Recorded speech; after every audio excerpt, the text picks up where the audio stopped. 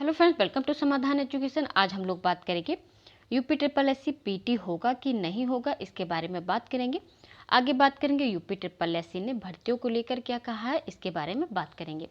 तो सबसे पहले हमसे जुड़े रहने के लिए हमारे चैनल सब्सक्राइब कर दीजिएगा, हमारे चैनल पर अपडेट रहने के लिए बेल आइकन को प्रेस कर दीजिएगा। वीडियो पसंद आए तो लाइक एंड शेयर जरूर कीजिएगा। आप हमको इंस्टाग्राम पर फॉलो करना चाहते हैं, इंस्टाग्राम पर फॉलो कर सकते हैं, नीचे डिस्क्रिप्शन में लिंक दे दिया है। तो देख लेते हैं, इसको मैं टेलीग्राम चैनल पर डलवा दूंगी, आप वहां जाकर देख सकते हैं। टेलीग्राम चैनल का लिंक मैंने डिस्क्रिप्शन में दे दिया है। तो इसमें कहा गया है एनआरए का गठन नहीं, सितंबर में सीटी कराना कठिन होगा। तो corona effect, SSC railway banking की संयुक्त परीक्षा सीटी के लिए सरकार की ओर से कोई तैयारी नहीं है। तो कोरोना संक्रमण बढ़ने के कारण एसएससी रेलवे बैंकिंग भर्ती के लिए एक ही परीक्षा का आयोजन अधर में लटक गया है। केंद्र सरकार द्वारा सितंबर 2021 में एसएससी रेलवे बैंकिंग के लिए एक ही परीक्षा सीटी कराने की घोषणा की गई थी, लेकिन अभी तक एनआरए का गठन नहीं किया गया है। इससे अब सितंबर में सीटी कराना कठिन लग रहा है। तो कभी सीटी कभी पीटी, यही सब करके भर्तियों को लटकाया गया है। आप सभी स्टूडेंट बहुत अच्छे से जानते हैं भर्तियों का क्या हाल है, मुझे बताने की ज़रूरत नहीं है। तो कभी सीटी के लिए कहा जाता है, कभी पीटी के लिए कहा जाता है। तो पीटी का भी यही हाल है, ओटीआर करने में काफ़ी समस्याएं हो रही हैं। काफ़ी संख्या में स्टूडेंट वन टाइम रजिस्ट्रेशन नहीं कर पा रहे हैं।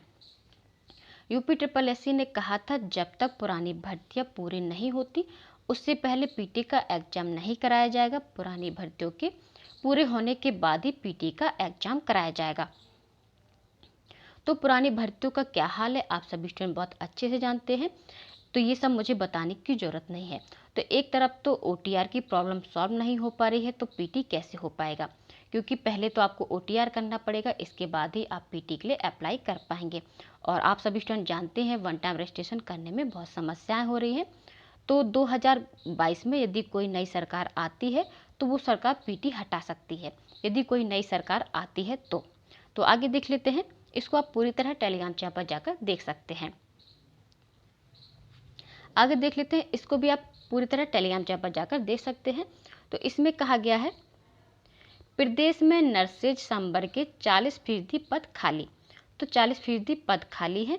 कई समस्याओं से जूझ रहे संबर के कर्मचारी रिक्त पदों को भरने की कर चुके हैं कई बार मांग, काडर रिव्यू की मांग भी अधूरी। तो देख लेते हैं इसमें कितने पद कहाँ खाली हैं। तो स्टाफ नर्स के सर्वाधिक पद खाली हैं, तो ये स्वीकृत पद है और ये खाली पद है।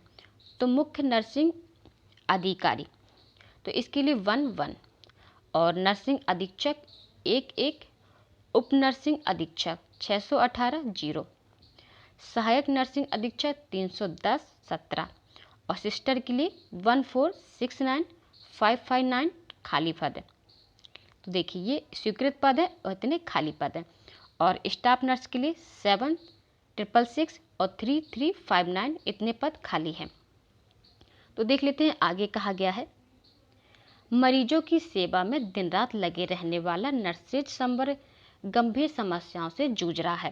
प्रदेश में इस संबर के करीब 40.59% पद खाली होने से इन पर जहां जिम्मेदारी बढ़ गई है वहीं कामकाज भी प्रभावित हो रहा है। इनका काडर रिव्यू नहीं हो पाया है। तो आगे देख लेते हैं, इसको आप पूरी तरह टेलीग्राम चैनल पर जाकर देख सकते हैं। महानिदेशक ने क्या कहा है इसको देख लेते हैं। नर्सेज के रिक्त पदों को भरने की प्रक्रिया चल रही है। जरूरत के हिसाब से संविदा के आधार पर भी बड़ी संख्या में नर्सेज की नियुक्ति की गई है। डॉक्टर डीसी नेगी, तो ये महानिदेशक हैं।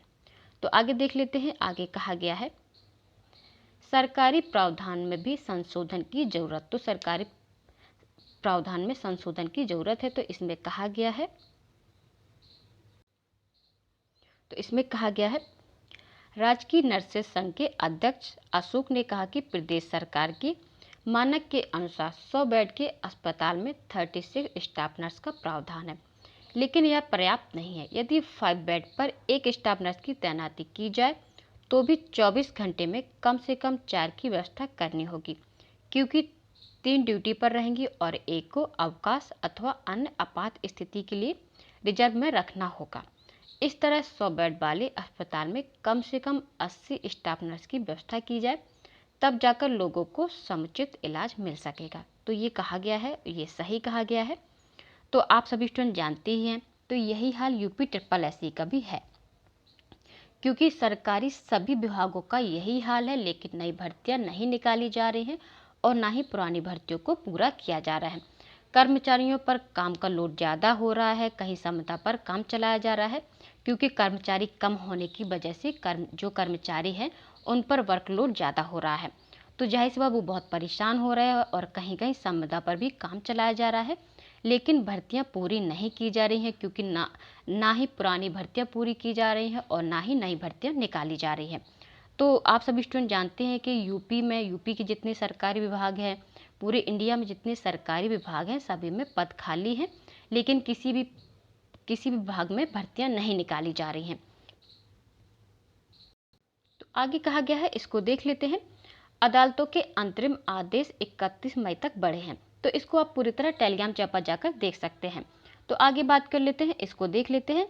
पंचायत चुनाव स्थगित किए जाएं, इसकी मांग तेजी से बढ़ी है, क्योंकि इसमें कहा गया है पंचायत चुनाव में ड्यूटी करने वाले शिक्षकों में डर की लहर।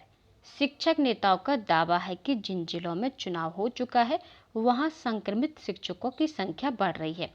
उनकी मांग है कि पंचायत चुनाव स्थगित किए जाएं और शिक्षकों को भी कोरोना योद्धाओं में शामिल किया जाए। आगे देख लेते हैं, आगे कहा गया है शिक्षक नेताओं के मुताबिक अकेले फतेहपुर में 15 अप्रैल को हुए चुनाव के बाद आधा दर्जन से भी ज़्यादा शिक्षकों की मौत हो चुकी है। शिक्षक महासंघ के संयोजक व पूर्व एमएलसी हेम सिंह पुंडरीक ने मुख्यमंत्री को पत्र लिखकर कहा है कि कोरोना संक्रमण प्रदेश में विकराल रूप ले चुका है। तो आप सभी स्टूडेंट जान ही रहे हैं कि यूपी में पूरे इंडिया में कोरोना के केसेस बहुत ज़्यादा बढ़ रहे हैं, लेकिन किसी भी स्टूडेंट को परेशान होने की ज़रूरत नहीं है, कोरोना से घबराना नहीं है। आप घर पर रहकर स्टडी करिए, जब ज़रूरी काम हो तभी बाहर निकलें, लेकिन मास्क ज़रूर लगाएं। कि कोई भी स्टूडेंट बाहर जाता है तो विदाउट मास्क के नहीं जाना है।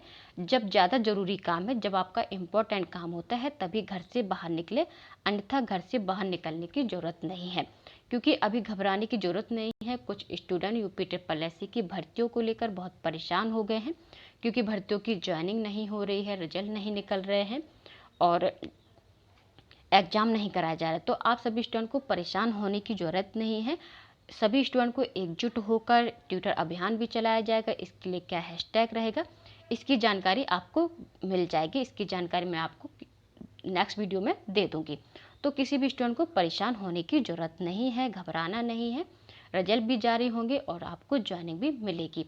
तो आज की वीडियो में इतना ही, मिलते हैं आप लोग को नेक्स्ट वीडियो में। Thank you. जय हिंद, जय भारत।